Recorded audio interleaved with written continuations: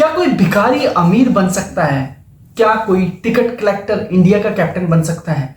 क्या कोई मजदूर एक बॉलीवुड का स्टार बन सकता है? ये सब चीज एक ही चीज के ऊपर डिपेंड है, वो है लॉ ऑफ अट्रैक्शन। किसी भी चीज को शिद्दत से सोचना, समझना, या फिर उसको अपने दिमाग में इस तरीके से मैग्नेट की तरह यूज करना कि वो चीजें आपके पास आ जाए।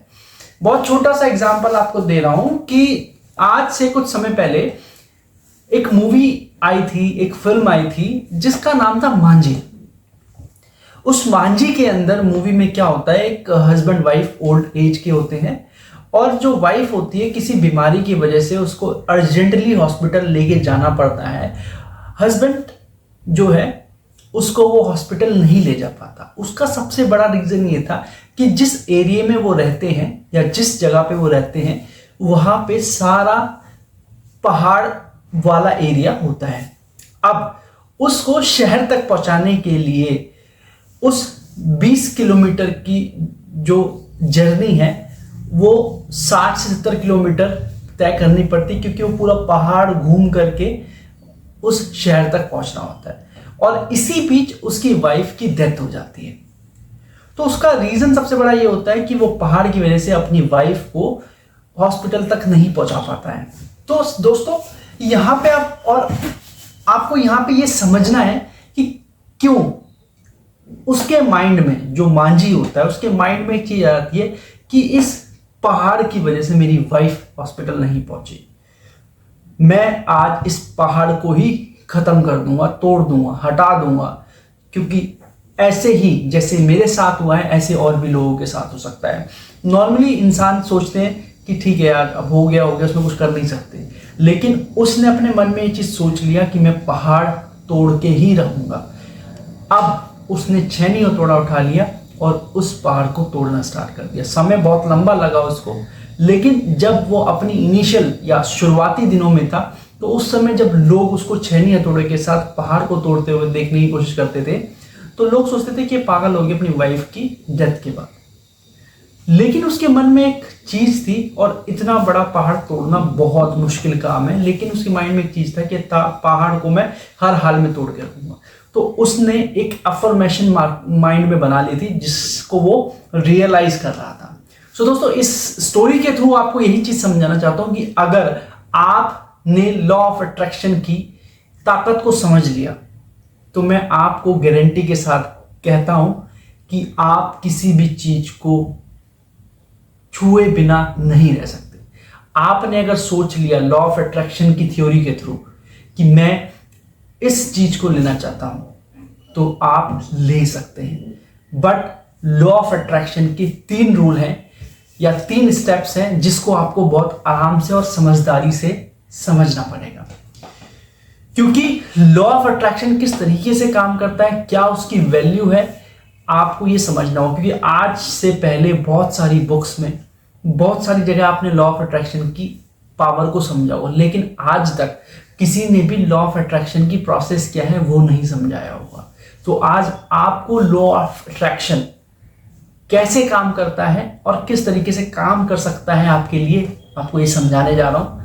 यही आपको समझना है बस, और कुछ नहीं। क्योंकि लॉ ऑफ अट्रैक्शन के ऊपर काफी आपने वीडियोस देखी हैं, काफी आपने थ्योरीज पढ़ी हैं और काफी आपने मूवीज देखी, लेकिन आज तक किसी ने ये नहीं बताया कि लॉ ऑफ अट्रैक्शन की प्रोसेस को अपनी लाइफ में कैसे ऐड करूं। ये सबसे इंपॉर्टेंट पार्ट है, क्योंकि आज आपने जो भी चीज देखी है या जितनी भी मूवीज देखी है, कुछ भी देखा है, सब ने ये दिखाया है कि हाँ लॉ ऑफ अट्रैक्शन एक पावर है, लेकिन कभी किसी ने नहीं बताया कि अगर एक साधारण इंसान अपनी लाइफ में अपने आप को टॉप पे ले जाने के लिए उस लॉ ऑफ अट्रैक्शन को अपनी लाइफ में ऐड करना चाहे तो वो करे कैसे, क्योंकि इसका प्रोसेस तो मुझे पता ही नहीं।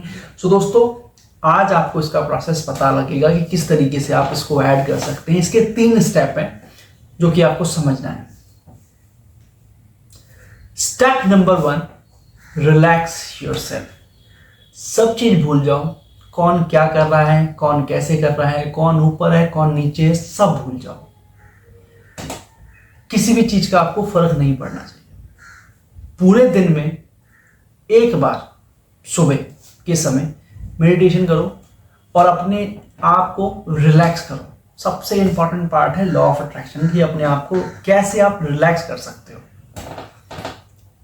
रिलैक्स करना बहुत ज़्यादा इंपॉर्टेंट है। आपके माइंड में एक शांति बनी होनी चाहिए। स्टेप नंबर 1 ये है। स्टेप नंबर 2, जब आप मेडिटेशन कंप्लीट कर लेंगे या जब अपने डे की जो आपकी मेडिटेशन है वो आप कंप्लीट कर लेते हैं, तो दूसरा स्टेप यहाँ पे आता है कि आप क्या अपनी लाइफ में करना चाहते हैं या क्या आप लेना चाहते हैं, ये आपको पता होना चाहिए। तो सेकंड स्टेप है बी श्योर।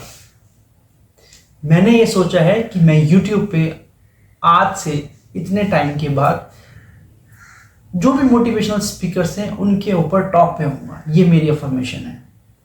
तो आप भी श्योर हो जाइए। क्वेश्चन मार्क कहीं भी किसी तरीके का नहीं होना चाहिए, ये आपको ध्यान रखना है। लॉ ऑफ अट्रैक्शन का सबसे इंपॉर्टेंट रूल है ये।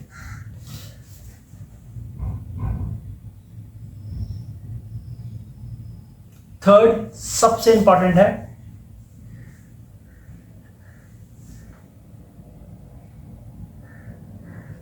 थर्ड प्रोसेस बहुत इंपॉर्टेंट है कि मेक योर रिक्वेस्ट। अब आपने मेडिटेशन कंप्लीट कर लिए, आपने ये भी सोच लिया कि आपको लेना क्या है या किस चीज के लिए आपको काम करना है। अब फाइनल और थर्ड स्टेप है कि आप जिस चीज के लिए अपने आप के अंदर लॉ ऑफ अट्रैक्शन ऐड करना चाहते हैं, आप ये सोचिए कि आप वो चीज ले चुके हैं, आप वो इंसान बन चुके हैं, आप उस चीज पे पहुंच चुके हैं।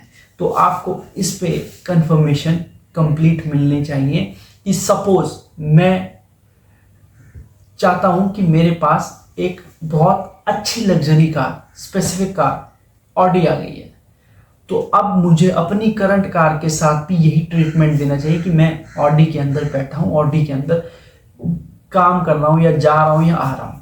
तो ये मेरी अफर्मेशन हो जानी चाहिए। सो आप अपनी लाइफ में जो भी चीज करना चाहते हैं, जिस भी चीज को अपनी लाइफ में ऐड करना चाहते हैं या जिस भी मुकाम को पाना चाहते हैं, उसको जीना स्टार्ट कर दो। तो आपके बाद ही आप इस लॉ ऑफ अट्रैक्शन के काम को होते हुए देख सकेंगे। और मैं गारंटी के साथ कह रहा हूं, ये आप फॉर श्योर देख सकेंगे। इसमें आप लिख के लेना। सो मिलता हूं मैं अपनी नेक्स्ट वीडियो में। सो दोस्तों, ये वीडियो किस तरीके से आपको इम्पैक्ट कर रही है, मैं आपसे एक कमेंट जरूर चाहूंगा। और कोशिश कीजिए कि अगर आप इस चैनल पर नए हैं तो आप इसको सब्सक्राइब जरूर कीजिए और कोशिश कीजिए कि ये चैनल ज़्यादा से ज़्यादा लोगों में आप फॉरवर्ड कर सकें। So thank you so much.